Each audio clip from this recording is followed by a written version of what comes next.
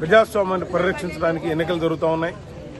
లోక్సభ అదేవిధంగా అసెంబ్లీ ప్రతి ఒక్కళ్ళు కూడా ఓటు వినియోగించుకోవాలని ఎక్కడో అమెరికా నుంచి, ఇతర దేశాల నుంచి, ఇతర రాష్ట్రాల నుంచి, మరి హైదరాబాదు, చెన్నై, బెంగళూరు అన్ని చోట్ల, ఢిల్లీ నుంచి కూడా అందరూ వచ్చి ఈరోజు ఓటు వేయడానికి మనం చూస్తూ ఉన్నాం. దాదాపుగా ఉదయం 7 గంటలకి ఎంతమంది బారులు తిరుగున్నారో పెదవడ్లపూడి గ్రామం, మంగళగిరి మండలంలో. మరి గుంటూరు జిల్లాలో ఈ విధమైనటువంటి స్పందన ఉందంటే రాష్ట్ర వ్యాప్తంగా ఏ విధంగా ఉందో చూడాలి మనం. అందుకనే రేపు రిజల్ట్స్ అన్ని కూడా ఎన్డీఏ ప్రభుత్వానికి అనుకూలంగా రావడానికి మంచి అవకాశాలు ఉన్నాయి. కేంద్రంలో 3వ సారి మోడీ గారు, రాష్ట్రంలో ఎన్డీఏ కూటమి అభ్యర్థిగా చంద్రబాబు నాయుడు గారు ముఖ్యమంత్రిగా జూన్ 4 తర్వాత ప్రమాణ స్వీకారం చేస్తారు. ఈ రాష్ట్రంలో ఉన్నటువంటి వైసీపీ ప్రభుత్వం 5 సంవత్సరాల్లో ఏ విధమైనటువంటి అరాచకాలు జరిగిందనేది, ఈ యొక్క ప్రజా వ్యతిరేకం ఏ విధంగా ఉందనేది వాళ్ళ ఈ ఓటింగ్ సరళను బట్టి అర్థమవుతుంది.